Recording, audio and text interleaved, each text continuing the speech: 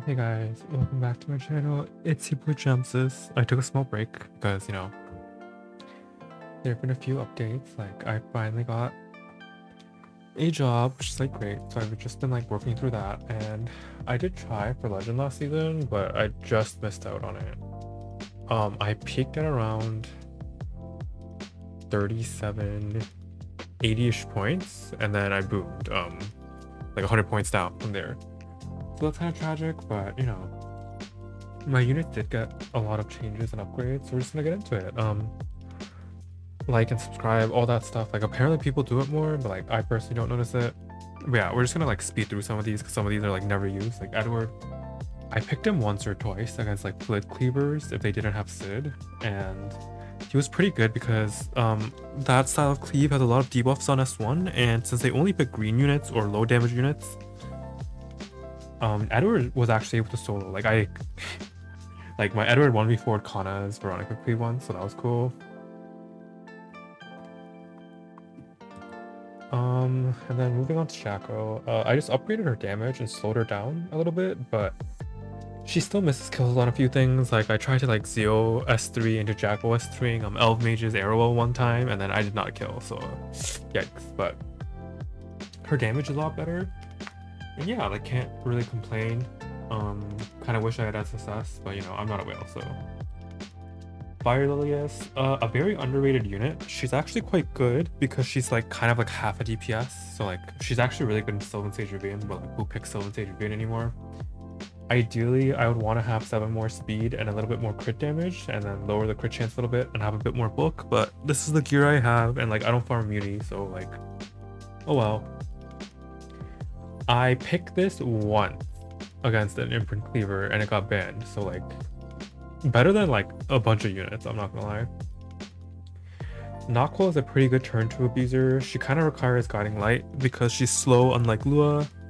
I have crit chance on her for fun, basically. I thought like maybe I could use the crit chance as a Cavil enabler, but that never happened. But honestly, the chip damage from her crit would not have been bad if I mola'd all her skills, but I didn't mola like any of her skills, so yikes.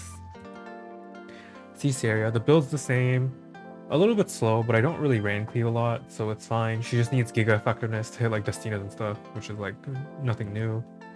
Milim was actually an underrated pick for me this season. I picked her a lot just because she kind of fills in the safe DPS slot of Steny, but she baits in these picks like Karina or other similar units. They bait in like, so when I picked Milim, my favorite response to Milim that I like to see was Steny Karina, because I could pick really aggressively into that with like books and stuff. And people are less likely to pick Bellion into Milim, so I can warp, like I can delay the Bellion from showing up in the draft. And she did pretty good damage. I really wish this was SSS 2, and I wish I could put her on Destro set, but I kind of like a speed tier. But yeah, I just need more GS, I guess. Like if we could fit in 30 more C damage and then get her SSS, I think this would be like a banger Milim build. This is my incredibly high GS Poultice. She's tuned to live like most Rands unless they're like incredibly psychotic damage. But yeah, nothing too special. She has speed, so she can cut. Like I think this is like the bare minimum speed. She needs to cut some things, which is good. If I could get immunity on this build, that would also be nice, but like I don't have the cash. But the damage is really important because sometimes you need to be able to kill Steny with the S3 plus S2 combo with just vigor, and then that requires like this level of damage. Carrot, I picked her like once or twice when it was a really good situation for it, but like most of the times when she's really good, she actually gets banned, which kind of sucks. My budget ass Karina, she's kind of bad, and then she's really bad. She's really squishy, and she's really fast for no reason. But I never really picked Karina, so it's fine. This is my Summer Break Charlotte. She's on Affectionist because the important part about her, honestly, is her landing the Death Break sometimes, because even if you get this attack to like 4k damage, like she's not doing that much damage. So you might as well just put it in Effectiveness and pray for some piggy RNG Death Breaks. And sometimes with Jackal buff, you can stun things that are not supposed to get stunned. Like I stunned an LRK once with my Summer Break Charlotte S1, and that won me the game, so pretty nice. Here's my Ran. It's really bad. I slowed him down so I can get him a little bit more damage, but I don't really ran cleave, so pretty meh. This is my Lua. Basically, this is the linchpin of my account. Like, most of my drafts revolve around abusing this unit. I don't know how well she's gonna do after like Dragon Lord Charun and whatever, but her stats are pretty good. Like, this is like unironically like almost a 440 gear score opener, but I guess 22 stats are wasted in effect res, but I can't get that out currently, so it is what it is. I think it comes from like the chest and like, yeah, I just can't get it out. But notice how she's really tanky. Like, she has survived a few things before. Like, she survived a Karina S3 if the Karina does not have defense buff. She survived an APOC S3. Like, it was a huge meme in the live Discord that I would always say, oh, my Lua's tanky. But then my Lua was able to actually survive a few critical hits. Like, she survived like a Steny S3 once. And then everyone was like, what the fuck? But yeah, she's not on Guiding Light because a lot of people assume Luas are on Guiding Light because everyone on the ladder is on Guiding Light. But if you're not on Guiding Light, it kind of warps the matchup. Like, this makes her better against Fire Lilius, it's better against Rimuru, and things like that. So it's pretty good. And then it lets you A-like a cheat, which is like always fun. Arya, she's pretty much on the same build. She became a lot more pickable as soon as you ban Candy and Aethine, which is like, you know, broken knights are gonna be broken, I guess. This is my effectiveness Ida. She's pretty good. She has no bulk, but like this, like an effectiveness Ida build just does not have the gear score for bulk. Like, ideally you want to have 100% effectiveness, but she needs damage and speed and effectiveness, which is like very difficult.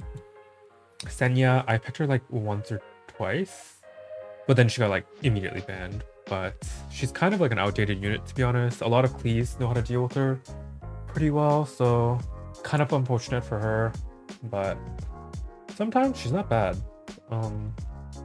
Yolha, she's on an improved build. She's like got like actual gear score now, which is pretty nice. She's still wearing free gear. I kind of wish she was on prot set with these stats, but like, again, like, don't have the gear score for that. This is my green Celine. I slowed her down a little and made her a bit squishier, but not having plus 30 Storm Sword kind of hurts her, and not having imprints hurts her. And I think she's like a Destro unit now, but I don't farm Destro gear, so it is what it is. Green Sid, sometimes I piggy race, and this Green Sid is pretty good for that. He's just missing like 300 attack for this type of build and like 30 crit damage, but he's on like my leftover gear, honestly. Midnight Galililius was actually like a pretty good unit for me because the core of like Lua, Bunny Dom, Steny really liked to attract in Celine. So if the enemy picks Celine, you can just pick Midnight Galililius plus Bryceria, and then Celine just becomes a dead pick because Lua and Bunny Dom don't really care if Celine S3s them after they press their buttons. And then Midnight Galililius will be able to live like an S2 plus S3. And she did a pretty good job at blowing up like LRKs and stuff. But if you were to have a Midnight Galililius, like, you'd ideally want her with more damage, with more speed, or like at least with effective resistance on this build. But like, this is just the gear that I have, unfortunately. This is a speed imprint Vildred, nothing too special here. My speed Landy, I don't really Zeo trap, but I did use her in a lot of games where it's like protect the Steny, but like they had like really bad reach outside of the Steny. So Landy was actually really good in those matches because, especially with Bunny Dom, like her cycling is like disgusting because she just gets CR push, and with attack buff, she was able to blow up the Steny before the Steny could splash into her, which is pretty nice. My Junkie Destina, like no immunity, like no bulk, no ER. I don't know what's happening. I don't want to talk about it. This is my Ocean Breeze Luluka. She became a really good tech for me later into the season when people would pick like Omega Effectiveness, CDR, and C-Laces all over the place. And she was mainly used for that, but she's a little low at tempo. She's at this speed to be able to go after Bryceria so she can immediately cleanse off. Like, this is like not a special Ocean Breeze Luca build, but she was like pretty good. My Conqueror Lilius. The light ones poor shame me for only having 11k HP on my Celius, but you know, all the stats went into effectiveness, what can I say? But yeah, she's basically slowed down a lot because like nobody's racing things with Celius anymore, or at least nobody normal is racing things with Celius anymore. So it is what it is. my Dutch LQC. She's the only Destro unit on my account, but she's built at this speed with Tachi. Because a lot of people assume that if you pick LQC, you're that like 130 Hellcutter build, but my LQC is there to surprise blow up things like ML10s or whatever before, you know, like, because people pick like Arrowwell and stuff into my LQC thinking that they can actually stun my LQC before they're able to go. That's kind of just not the case with CR pushers. Pre-banned this unit, so I never picked her. This is my Zeo Trap Arrowwell. So I didn't Zeo Trap traditionally. I picked this unit in conjunction with Shooting Star Arcades. And when Zeos would S3 my Lua, like my Unbound Knight Arrowwell with Hellux Lance, and then my other tech would actually cut up, and then I would be able to stun their like Jacko or whatever, and then I would just win. Lifesteal Aiden, you know, has the bulk, has the speed, could have a little bit more damage, but like I don't have the gear score for that, unfortunately. I picked her a few times against certain Steny drafts, but she was, as a whole, a lot less pickable compared to last season because of the meta shifts, unfortunately. My Junkie C Pavel, you can do better than this. You should be on Destro set and just have more of everything, more attack, more crit damage, but again, my gear does not allow for that. This is my Flitica. She's just at the 280 tier to outspeed the things that I pick her into, but she's nothing all too special. She wasn't super pickable this season unless you were like a Flit Cleaver with a 310 Flitica, but that is not me, so it wasn't me. This is my AOL. Oh, what the fuck? The chest is not enhanced, but it's fine. Her job is to be bulky and like live and hold book, honestly. And she did that job really well, and with the effectiveness imprint, she was able to debuff a fair bit of things, but she's still oppressive as ever. If I had the gear, I would make like a 290, 300 AOL because those were really popular this season, but I did not, unfortunately. Alaika holds my best DPS gear. With Lua, she was able to blow up entire teams because of Song of Stars cheese plus the speed buff, so that was nice. Solitaria, I pulled her midway through the season, and I used her a few times, but her playstyle was a little bit boring for me. Like, games with Solitaria tend to end up going the distance with Frenzy just because you pray for Crown Pox and then like the damage from the chip damage from this to kill teams. I just found that like incredibly boring. Sylvan Sage Vivian fell off in a hard way because the meta is just really bad for her. Everything just counters her. And so I took book off her and I just don't really pick her anymore. This is my other Zeo Trap unit. Shooting Star Arcades with Eternus and her S3 passive.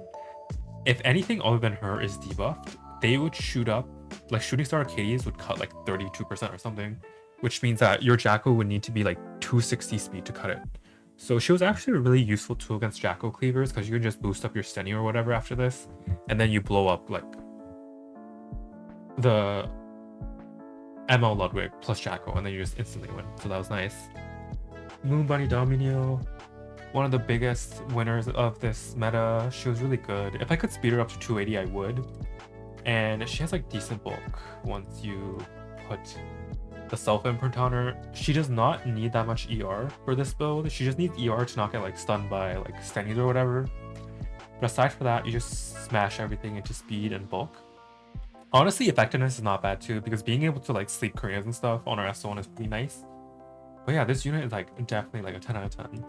APOC, she's on the same junk build. I picked her a few times and she worked in those like very, very niche low damage teams, but honestly would not recommend. Dark Corvus was also not bad this season, but near the end a lot of people kept picking like DDR and ML Shu, which meant that Dark Corvus was not that pickable. But I upgraded his build a little bit. He's a bit slower, but he has a lot more bulk and HP, so which is nice. Designer a little bit, she's on like a solo carry build, but I think she honestly is lacking a little bit of a bulk for that. But I rarely picked her outside of those like niche CDR games, but it is what it is.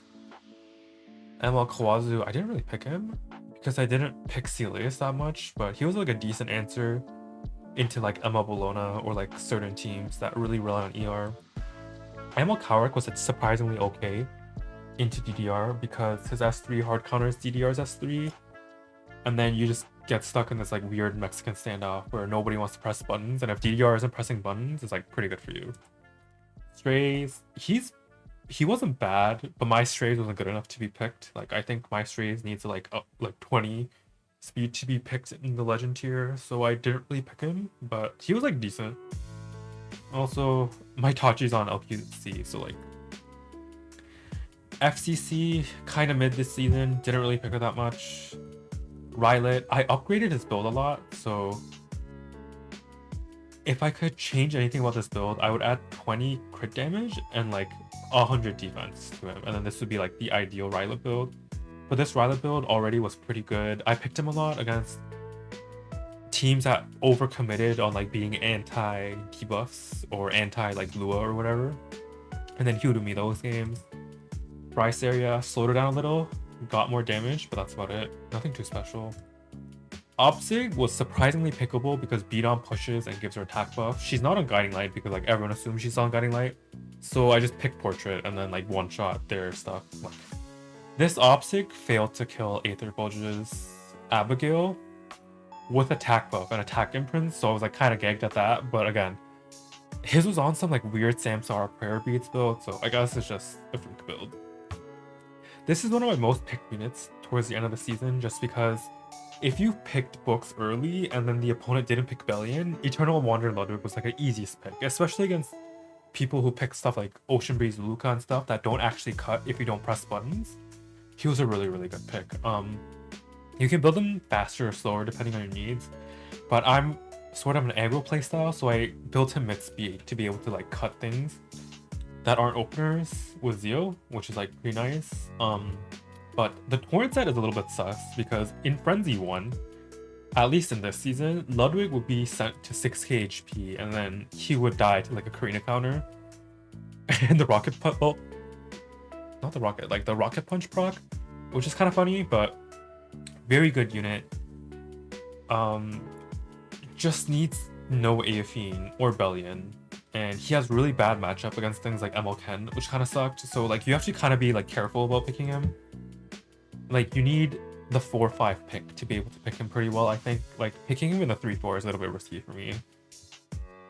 And this is my Spectre Tenebria. She hasn't changed too much. I really want to change her to a Destro